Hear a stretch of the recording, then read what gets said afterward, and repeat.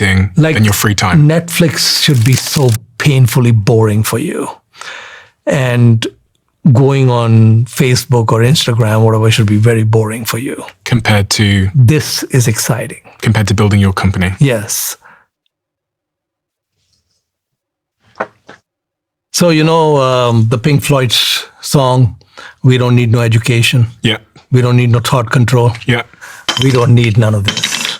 This is so useless. You understand how useless this is? Yellow is where it's at.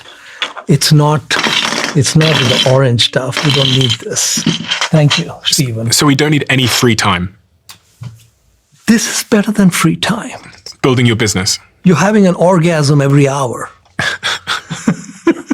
So what can be better than this? Much of what I do here when I'm having these conversations is I'm trying to put myself in the shoes of the person who is currently sat in a 9-to-5 job, and they've got an idea, and their idea hasn't really gone anywhere yet necessarily, and the pressure they're feeling in their lives is probably now a financial one. Like, they want financial freedom, they want more optionality in their lives to be able to go on holiday, make more choices, and have more freedom.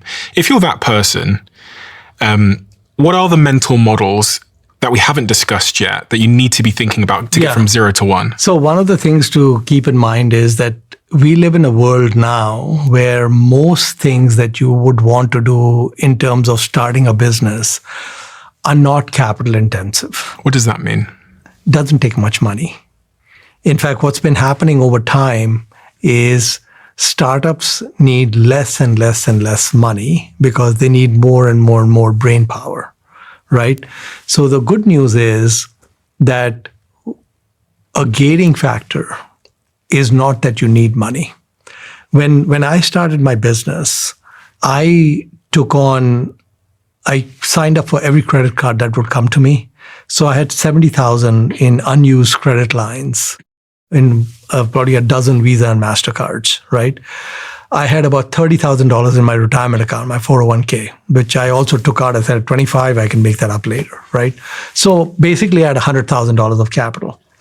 And that 100,000 got used because once I got going, I needed working capital and so on. But then the business was actually cash flow positive. 9 months after I was doing this, I was able to get rid of this. So after 9 months, my business was producing enough cash flow that I went and resigned. Okay. And we can put that in here as well. So what happened is that I went to my boss and his boss and basically told them that I'm started a business. It's not competitive with the company, and I'm going to be leaving in 2 weeks, and this is my 2 weeks notice. And basically that was that, right? And they sat me down and said, Mohnish, we were so confused for the last 9 months because we met several times because we saw big drop off in your performance, but it was never so low that we wanted to fire you. I said, exactly.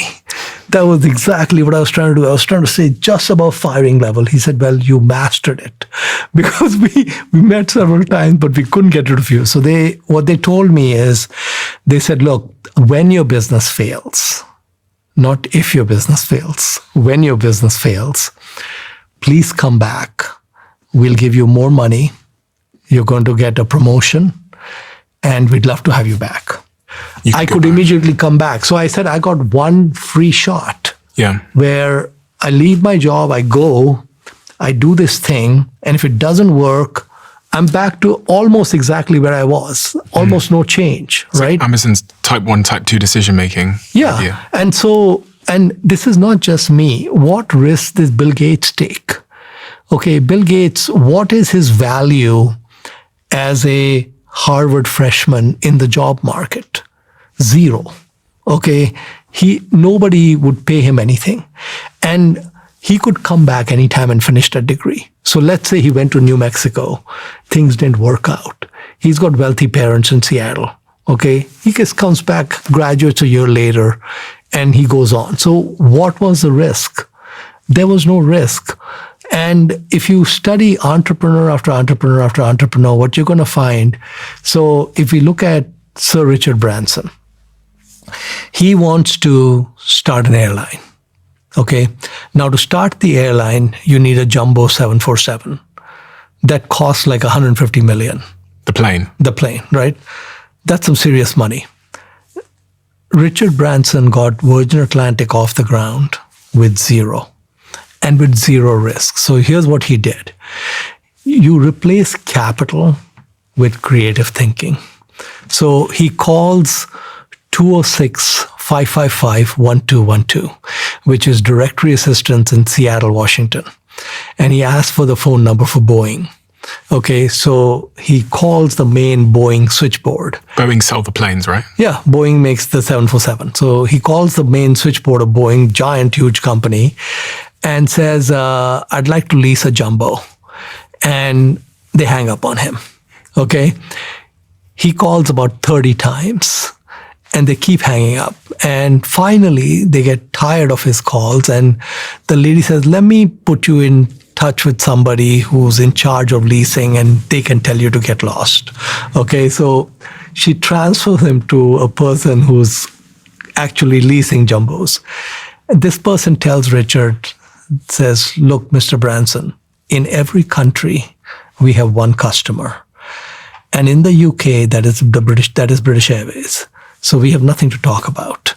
So he said, well, just humor me for a second. He said, if British Airways called you and said that they wanted to lease an old used jumbo, do you have one lying around? So the guy said, as a matter of fact, we do, but that's academic. He said, well, what would you lease it to British Airways for? Just since we're having a conversation. What ended up happening is Boeing leased him that jumbo. And the reason they leased him the jumbo is they had one just sitting around. So they didn't really have any risk because they said the moment the guy doesn't make any payments, we're going to pull the plane, right? So now when you have an airline, you sell all the seats 4 months in advance. The cash has already come in. You pay for the fuel 30 days after the plane lands, and you pay for the lease after the plane lands. You don't need any capital. Virgin Atlantic got off the ground with zero capital. Okay, now if you can start an airline which needs a jumbo with zero capital, you can start any business with zero capital.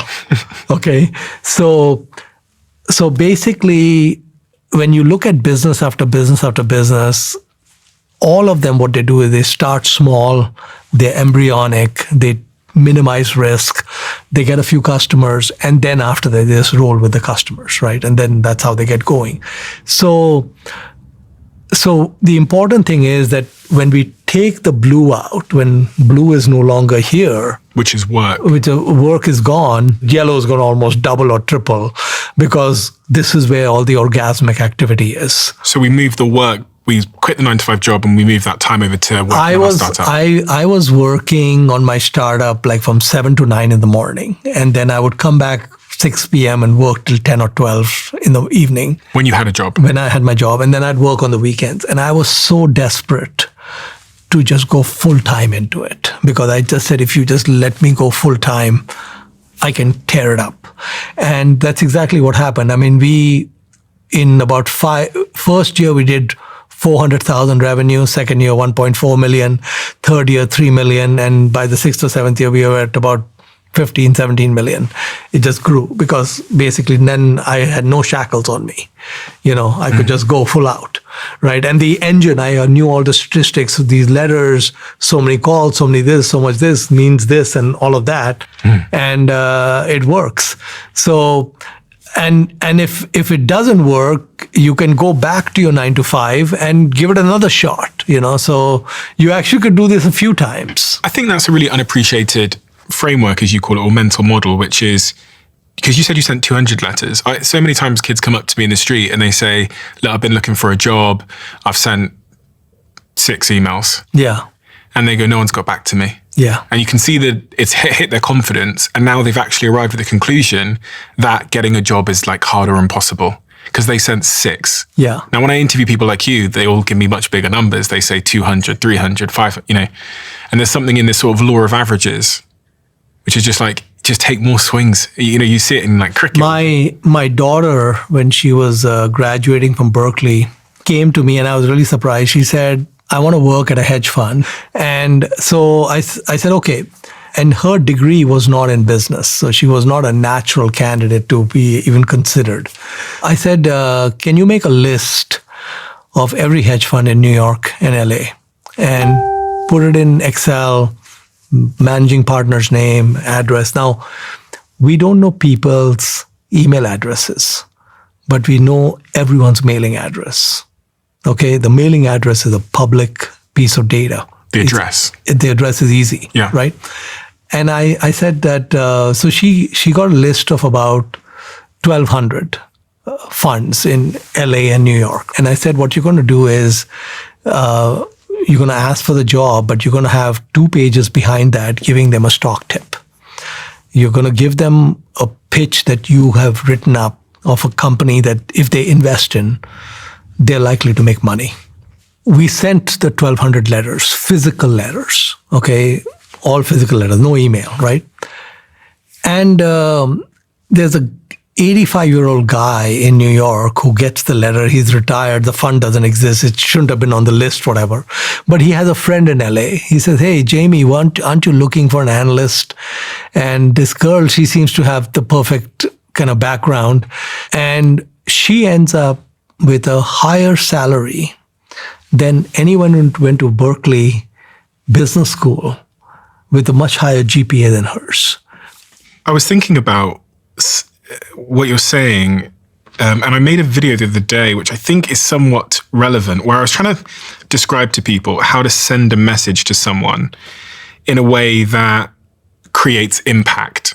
And the framework that I came up with, which we'll animate on the screen, but is basically, so this axis here is the signal versus noise of the channel you're using. Mm-hmm. So a high signal channel is one where it gets past the PA. Mm-hmm. It's less saturated, less busy.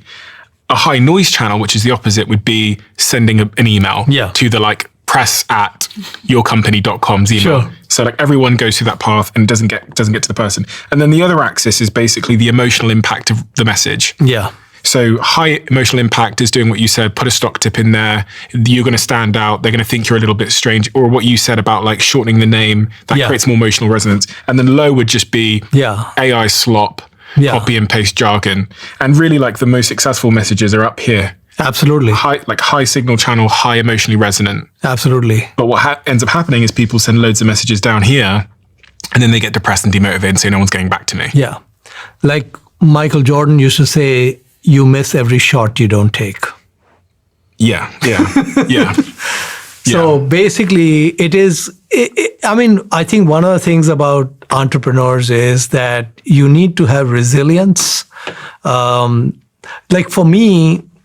me, what the data I was looking for is that if I send 5,000 letters, which takes 25 weeks, 6 months, how many meetings does that end up in? If that ends up with 10 meetings or 20 meetings, well, now I have my number, right? And then the second part is the meeting to close ratio, right? And so to me as a math guy, I was just interested to know that it's not zero. Mm-hmm. Okay, I just want to make sure. And I could see very quickly it was not zero. Literally within the first 2-3 months, I could see it's not zero. I think one of the most formative experiences you can give your children, which I got at 16, through 16 to 19 years old, which is what I did, was working in cold telesales. So my job at 16 years old was to call people at 9 p.m. cold and try and get them to buy windows and doors. And it taught me the exact lesson you're describing, which is, yes, 80% of people tell you to fuck off. 98% say no, but doesn't matter. I always say 80% told me to fuck off. 15% said it in a nice way. And then 5% were at least receptive to what I had to say. Yeah. Maybe 1% close. But when you understand that, you think of life through that lens. And actually, Stephen, I had the almost same experience. So my father was an entrepreneur. He was really smart at identifying what I call offering gaps, like things that should exist in the world, but didn't.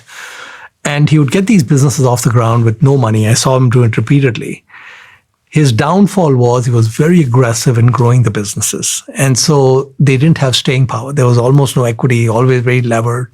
So he went bankrupt 8 or 9 times, right? Repeatedly. When I was about 11 or 12 years old, my brother and I, we were like his board of directors, okay? Because he had nobody else. The 3 of us would sit down at night to figure out how to make the business last for one more day. Okay, everything's caving in, the creditors are caving in, the business is collapsing. How do we make it work for one more day? And then the next night we'd get together and how do we get it work for one more day again, right? At 16, and I don't know why my dad did this, but I'm so grateful that he did. At that time, he had a gold jewelry factory in Dubai. And he was going cold calling in person to jewelry shops to buy his jewelry that he was manufacturing. So he took me with him on many of these trips. And I was 16, just like you, right? So we would take the taxi from Dubai to Abu Dhabi. And now there's all these gold shops. He doesn't know any of them, right? And he's going one after the other, after the other, after the other. And I would be stunned that 5th shop, he makes a sale. Yeah. And it's a very small sale because he has no trust and all that, but he's made the sale.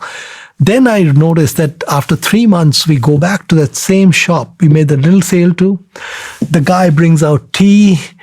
There's a lot of chemistry, bigger order.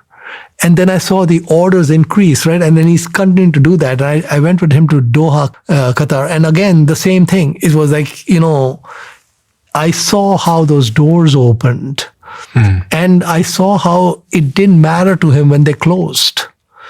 That was irrelevant to him. Really interesting new way to think about it, because what you're saying there is actually, when you get that one yes, it's actually a seed that's being planted that can grow into something. We just care about the ratio and the number. Okay, so what effort did it take? Like I was saying, if I send 5,000 letters and I get 20 meetings, that's awesome. Mm-hmm. I mean, that's a fantastic ratio because one sale is going to get me about 200,000 or 300,000. It's a significant amount, right? I mean, so that I don't need large numbers, but the lifetime value of that, it's huge. Yeah. I mean, these relationships I got then, they're still with me.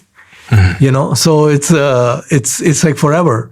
Here's a philosophical way to think about that for just everybody, which is you can remember probably conversations you had in your life that you thought were totally inconsequential, but then 8 years later, that seed became a business relationship. The example I always give is when I was 14, I applied for The Apprentice. They did this like junior apprentice on the BBC. And it's a long story. 35,000 kids in London and across the UK applying. I met a kid in the line while I was queuing up for my audition. And he said to me, my dad runs this $500 million company. And I was like, yeah, whatever, like not interested. I went through the auditions. I didn't end up getting on in the show for whatever reason. But then I ended up, because we were waiting in the queue that day, I was really nice to this kid and I added him on Facebook. 5 years later, I get a message on Facebook. Hey, 5 years later, although I didn't get on the show, which would have got me about $25,000 investment in my company if I'd won, 5 years later, I'm working on a startup. That kid from the line says, hey, my dad has sold his business for $1 billion and I've been watching you on Facebook for the last 5 years. My dad would love to meet you. It was an Indian family, the Alawalias. They'd sold a business called Euro Car Parts. They took me to London when I was literally so broke, I was like shoplifting food to feed myself. And his dad invested double what I would have won on the show into my business. And that always reminded me that like every conversation that I have is like planting a seed that at any point in my life could turn into something. I always bring up Adam Grant's book, Givers and Takers. I don't know if you've seen that. All humans on the planet fall into one of 3 categories. They are either a giver or a taker or a matcher. Okay? There are no other categories of humans. There's just these are the 3 categories. Now, the matchers are relatively simple to understand. Their mental framework is, if Stephen does me a favor, I'm going to try to do something similar for him, one-to-one. They can do matching in the math in their heads. The takers, who you don't have anything to ever do with, are trying to scam and screw everyone and always take and never give. Okay? The takers basically go nowhere. Okay? And if you have any takers in your life, get rid of them. Okay? Now the givers, what the givers do is the givers are not focused on what comes back to them. They just want to help you. They want to help humanity. And what ends up happening is the universe conspires to help them. So the givers become the most successful. Everyone is trying to give to them, even though they're not asking for it. So basically, and that's the book that Adam Grant wrote, Givers and Takers, is one of the mental models, this is a great mental model to have, is to be a giver. Don't play math games, always try to make sure the other guy gets the better end of the deal. And just keep going through your life that way. And that goodwill will compound. And it will take care of itself. And the time horizon, you don't worry about the time horizon. You're not doing it for getting something back. That's the key. You're not doing any mathematics like you're not calculating. I'm going to do this so XYZ happens. You're just doing it. End of story. I was sat with my girlfriend last night. She runs a breathwork business, so she's essentially a solopreneur. And she's at that point where she's trying to scale. In fact, I just meet so many, I think I actually ran a survey before, and the vast majority of business owners are in that SME category, that small sort of business category. It's the startups are the backbone of our economy, but they come to me with the same problem, which is maybe I started as an individual, I've got high demand, and now I'm a bottleneck, and I don't know how to get out of being like a freelancer. How does the freelancer become an agency? And the thing I was chatting to my girlfriend about last night was the step she hasn't taken yet is to hire someone exceptional. And so many founders come to me, these early stage founders are like, my customers like me, I do it better, I don't trust anybody. I wondered if you had a mental model for thinking about. The thing is, so if you look at people like Elon Musk and Steve Jobs, they believe their number one job is recruiting. The first 3,000 people who joined SpaceX, all personally interviewed by Elon. Just think about that. Those are 3,000 hires. Think about the number of interviews to get the 3,000 hires, okay? He did not believe there was any other way. And what Steve Jobs used to say is that A players want to work with A players. The moment you start introducing B players will hire B and C players. They will never hire an A player. So your downhill journey is already started the moment you get a B player. And so as an entrepreneur, we have a lot of demands on our time, right? But recruiting has to be at the top. And you've got to be willing to spend inordinate amounts of time on recruiting, okay? And there are tools that you can use. There's a company called Caliper we use for pre-employment testing. And the thing is that between the genetics of a human and the first 5 years of their life experience, who they are, their traits are hard-coded. That is not going to change from 5 to 95, okay?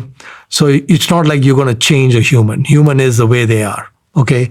Now, these pre-employment testing tests can get you data that you're not going to get in an interview. One of my companies I'm building at the moment is called culturetest.com. It's exactly this. Okay.